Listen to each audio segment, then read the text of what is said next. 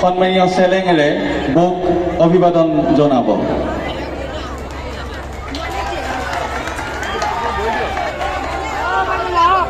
আমাৰ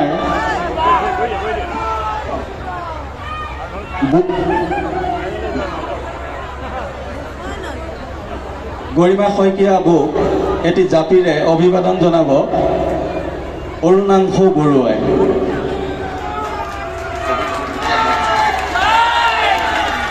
এটি কবিতা প্ৰদান কৰিব ৰশ্মি বৰাই। কবিতাটো পাঠ কৰি দিছোঁ।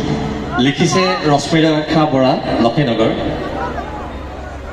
জুবিন এটি অনুষ্ঠান, তুমি সাহস প্ৰেৰণা সংগ্ৰামী, লাচিত চিলাৰায়ৰ দৰে উত্তম ভালপোৱা মাতৃভূমিলৈ। তোমাৰ সৃষ্টি, তোমাৰ কণ্ঠত এক যাদু আছে। তুমি সঁচাকৈয়ে যাদুকৰ, মন হৃদয় আত্মা কাঢ়ি লৈ যাব পৰা এক শক্তি। জানো তোমাৰ কোনো জাতি নাই, কোনো ধৰ্ম নাই, সেইবাবে তুমি অভিন্ন। আহিছিলা তুমি এই ধৰালৈ বহু আশালৈ, বহু সপোন লৈ। এই সপোনবোৰক বিচাৰিছে আজি তোমাৰ ঠিকনা। প্ৰকৃতিয়েও বিচাৰে তোমাৰ স্পৰ্শ, তোমাৰ লগত এটি দুটি সুখ দুখৰ কথা পাতিবলৈ।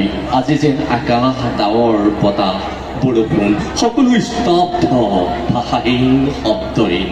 তোমাৰ ভাষাৰে ঘেণ্টা কাকো খাতিৰ নকৰা জুবিন হৈ পুনৰ উভতিবা আমাৰ ধৰালৈ। এক নতুন সৃষ্টি, নতুন সুৰ, নতুন সপোন লৈ।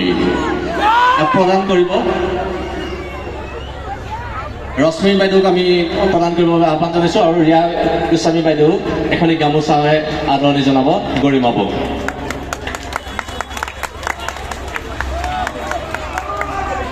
আমি আমাৰ মাজত উপস্থিত থকা আমাৰ সকলোৰে আদৰৰ গৰিমা বৌলৈ মাইক্ৰফোনটো আগবঢ়াই দিছোঁ। আমাৰ সুৰভি সাংস্কৃতিক গোষ্ঠী তথা উপস্থিত ৰাইজক উদ্দেশ্যি দুআষাৰ বক্তব্য ৰাখিবৰ বাবে।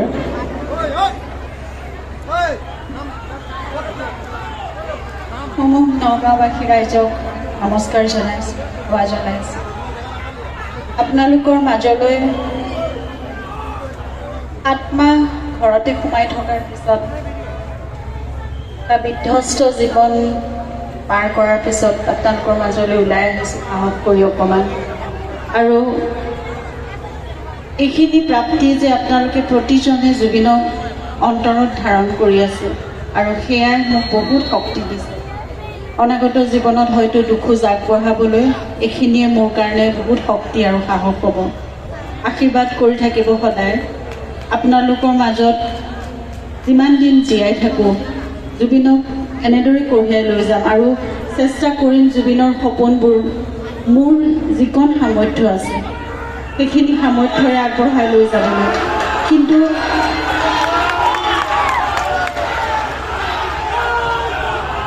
কিন্তু তাৰ বাবে আপোনালোকৰ মৰম, আশীৰ্বাদ, আপোনালোকৰ সহায় সহযোগিতা সদায় লাগিব। কাৰণ জুবিন এক বিশাল ব্যক্তিত্ব আছিল। জুবিনে অকল গানেই নাগাইছিল। ধন্যবাদ, সেয়াই লাগে মোক। আপোনালোকে থাকিব লাগে মোৰ লগত দুখোজ আগবঢ়াবলৈ, আৰু আমি সকলোৱে মিলি জুবিনৰ সেই বিশাল সত্তাক, যিজন মানুহে অসমক ভাল পাইছিল, অসমীয়াক ভাল পাইছিল, যিজন মানুহে অকল সংগীত নহয় প্ৰতিজন অসমীয়াৰ বাবে চিন্তা কৰিছিল, শিক্ষা, সংস্কৃতি, সাহিত্য, খেলা ধূলা, নতুন প্ৰজন্মৰ বাবে, প্ৰকৃতিৰ বাবে, সমাজৰ বাবে, সকলো ক্ষেত্ৰত তেওঁ কৰিব বিচাৰিছিল কিবা এটা। আৰু এজনে 100জন হৈ তেওঁ কাম কৰিব বিচাৰিছিল, কৰিও গৈছিল। গতিকে সেই বিশাল সত্তাটোক কঢ়িয়াই নিবলৈ সেইখিনি শক্তি আৰু সামৰ্থ্য কিমান আছে আমাৰ মাজতে নাজানো, কিন্তু সকলোৱে যদি আমি একত্ৰিত হৈ আগবাঢ়োঁ, নিশ্চয় তেওঁৰ আদৰ্শখিনি, তেওঁৰ বিশ্বাস, তেওঁৰ সাধনাৰ চৰ্চাক আমি আগুৱাই লৈ যাব পাৰিম। আৰু আপোনালোকে যেনেদৰে জুবিনক ধাৰণ কৰি আছে প্ৰাণত, সেয়া বিশ্বাস হয় যে প্ৰতিজোপা গছৰ মাজত, প্ৰতিটো উশাহত, প্ৰতিটো প্ৰজন্মলৈ আমি জুবিনক কঢ়িয়াই লৈ যাব পাৰিম, আৰু তেনেদৰে জুবিন অমৰ হৈ থাকিব। আমি জুবিনৰ সৃষ্টিৰাজি, কৰ্মৰাজি বহু যুগলৈ, যুগ যুগান্তৰলৈ, আমি ভাবি নোপোৱা সময়লৈ প্ৰতিটো প্ৰজন্মলৈ কঢ়িয়াই নিবলৈ হ'লে সেয়া সাধনাৰ চৰ্চা আমাৰ মাজত অব্যাহত থাকিব লাগিব। আৰু জুবিনে নিজে কৈছিল শেষ বুলিলেইতো শেষ নহয়, আকৌ আৰম্ভ হয়। গতিকে নিশ্চয় আৰম্ভ হ'ব। আমি সকলোৱে আৰম্ভ কৰিব লাগিব এক নতুন যাত্ৰাৰ, জুবিনক আমাৰ মাজত ধাৰণ কৰাৰ, জুবিনক কঢ়িয়াই লৈ যোৱাৰ সেই যাত্ৰা।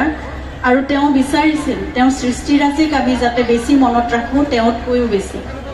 তেওঁ বহু মঞ্চত সামাজিকভাৱে ৰাজহুৱাভাৱে সেই কথাৰ কথা তেওঁ কৈছিল। গতিকে সেই সপোনবোৰক আমি কঢ়িয়াই নিব লাগিব।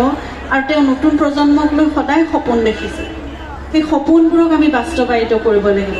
সেইবাবে আমি সকলোৱে একগোট হৈ, সন্মিলিত হৈ, একতাৰে আমি কোনো ভেদ বিভেদ নাৰাখি, আমাৰ যি মতাদৰ্শ থাকক, অন্য যি ৰাজনৈতিক মতাদৰ্শ থাকক, যি আঞ্চলিকতা বা অন্য যিমান যি থাকক, কিন্তু সেই সাংস্কৃতিক যিটো এটা পজিটিভ ইতিবাচক যিটো ভাৱ, সেইটো ভাৱ লৈ আমি সৃষ্টিমুখী হ'লে নিশ্চয় আমি জুবিনক অমৰ কৰি ৰাখিব পাৰিম।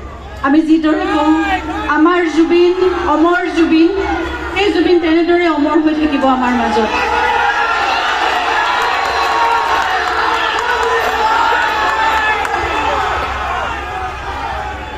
এইখিনিয়েইতো শক্তি।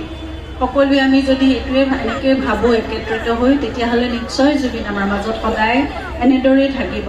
আৰু ন্যায় আমাৰ প্ৰাপ্য, আমি ন্যায় পাবই লাগিব আৰু সেয়া আমি পামেই।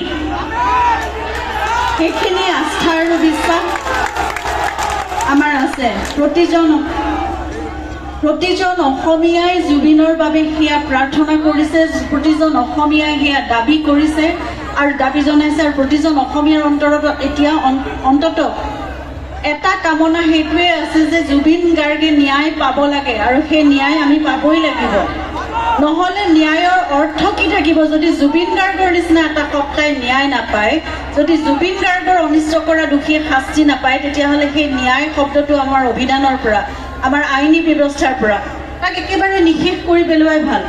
গতিকে মই সেইখিনি আস্থা বিশ্বাস আছে, ভগৱান সদায় সত্যৰ লগত থাকিব, সত্যক আশীৰ্বাদ কৰিব আৰু প্ৰতিজন অসমীয়াই ন্যায়ৰ বিচাৰটো আৰু যিটো সত্য আৰু শুদ্ধ সেয়াই প্ৰতিষ্ঠা কৰিব।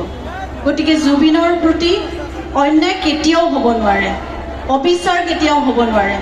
জুবিন আমাৰ মাজত সদায় সমাদৃত হৈ সকলোৰে মৰম আশীৰ্বাদৰ মাজত ন্যায় তেওঁ লাভ কৰি তেওঁৰ সাংস্কৃতিক যাত্ৰা, তেওঁৰ সমাজমুখী, তেওঁৰ পোহৰমুখী যাত্ৰা সদায় অব্যাহত থাকিব। সেয়াই কামনা কৰিছোঁ। আৰু আপোনালোকে জুবিনক এনেদৰেই ধাৰণ কৰি আগুৱাই লৈ যাওক, মোক আশীৰ্বাদ কৰি থাকক। ধন্যবাদ। আমি বহুলৈ ধন্যবাদ জ্ঞাপন কৰিছোঁ। আমাৰ মঞ্চখনৰ আয়তনটো